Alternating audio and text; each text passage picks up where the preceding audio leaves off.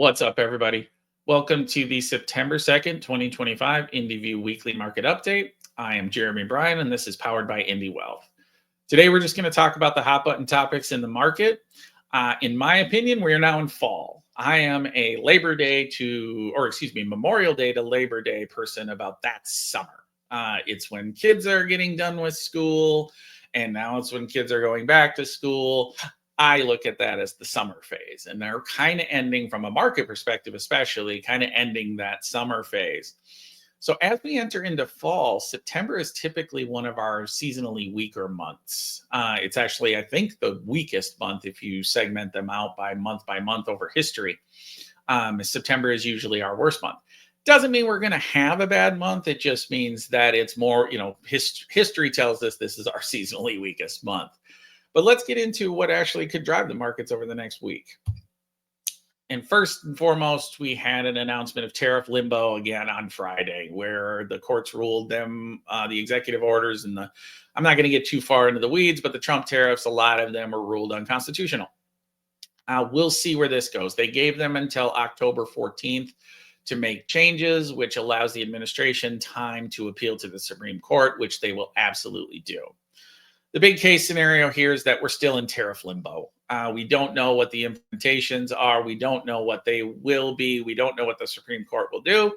And trying to build an investable thesis around what they may do is, in my opinion, somewhat of a fool's errand. So in my perspective, we're going to watch, we're going to pay attention, we're going to monitor. If things get aggressively changed where there's opportunities to take advantage of, we will absolutely do so.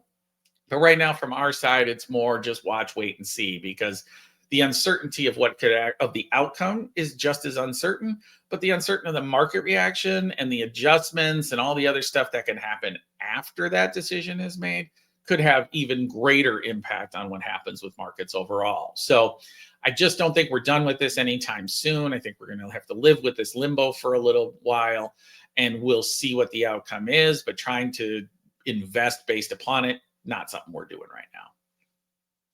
Jobs data comes out on Friday. If you all remember last month, jobs data was pretty darn weak.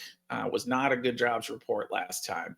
And I said at that time, 1 point does not make a trend. But this is what we're going to watch for now, is that 2 points will probably give an indication that if we have another one like we had last month, it will give an indication that the labor market is slowing faster than we anticipated probably 3, 4, 5 months ago. We were in slowing for most of the year, but we were slowing from a hotter job market and a great job market to an okay jobs market. We have seen a lot of people now have transitioned. There is not a lot of job hopping. There's a lot of job holding, if you will. And the overall job market, we'll see what the numbers hold, but this is going to be a predominant driver of what the Fed does. My base case scenario at this point right now, before the jobs report come out, is still for a September cut, followed by a lot of commentary that suggests, hey, this may not be the beginning of a trend. We may just do this one and then monitor going forward, because we still need to know what's going on with tariffs and prices and jobs and all of this stew that's coming together. We need to monitor. I think that's what you'll see, is a cut and monitor kind of commentary.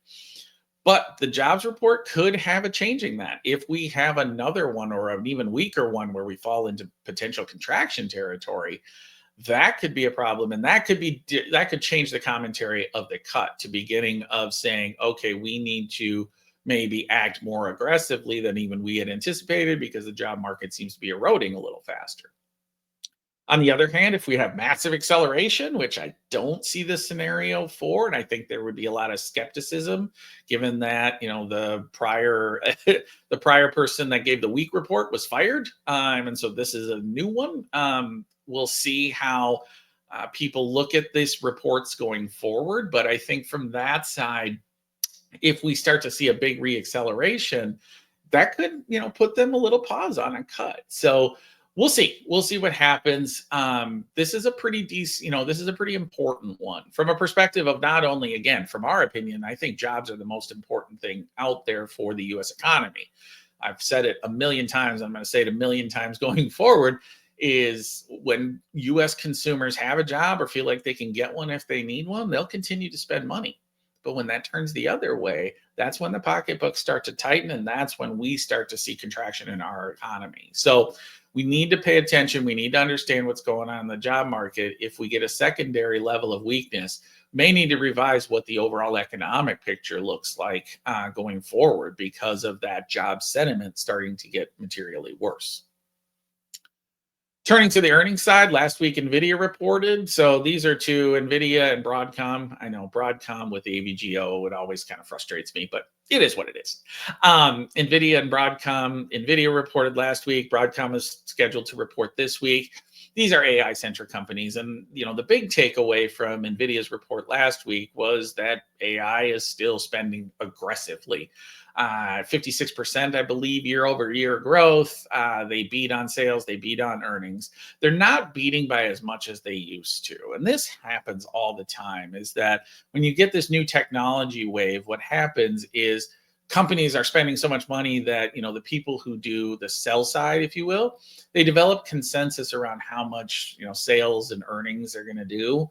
Well, when you get this new technology wave, oftentimes at the early part, they're just blowing away those numbers, right? They're just, they're just massively outperforming what the expectations are. Well, sell side generally over time starts to get closer and closer to that number. And that's what you see with NVIDIA now, is they're not beating by the amounts that they used to beat by before. Still beating and still incredibly healthy and still very good growth. Data center was slightly below expectations. There's still the unknowns about what's going on in China there. But overall, if you're just looking at just for AI spend alone, there's no indication that there's a massive slowing happening with NVIDIA. And that's what people will be looking at for Broadcom as well, is do we see any change in inflection? Is there a change in spend? Is there an adjustment? Broadcom will be able to provide a little bit more of that clarity and detail as well. And those two combined kind of give us a good picture of the infrastructure of AI and what the spend looks like there.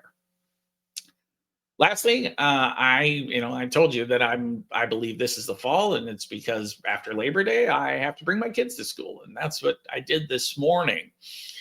School drop-offs are interesting. I look at them both ways, right? Is that they're a cluster from a perspective of, it's some people's first time dropping off and the process changes and they send emails out 2 days beforehand about how the process is. So half people know, half people don't.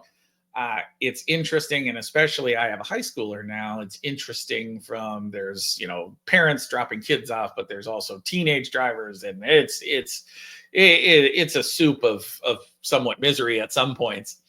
The positive, though, I'm going to throw a little positive spin on the school drop off, is that it's one of those times where I get a chance to be one-on-one with my kid and something that we get to go talk about. So talk about school, talk about life, talk about whatever, talk about fun stuff. We were talking about 80s songs today. So those kinds of things, that's the fun part for me for that. So school drop off, until they get their license, I'll continue to do it. And I actually relatively enjoy it, the ride, until I get to the process of the drop off. That gets a little less fun for me overall. But school drop offs, I'm okay with. There's some positives, there's some negatives, there's some puts, there's some takes, but that's my thoughts on them. So that's all I have for this week. Thank you for tuning in. I hope you enjoyed and learned something. And we'll also have, just a quick note, that we'll have a monthly recap coming this week as well. That provides a little bit more detail about the state of the markets, what our path forward is, those kinds of things. So tune in for that, and also tune in next week for the next Hot Button Topics. Until then, thank you and take care.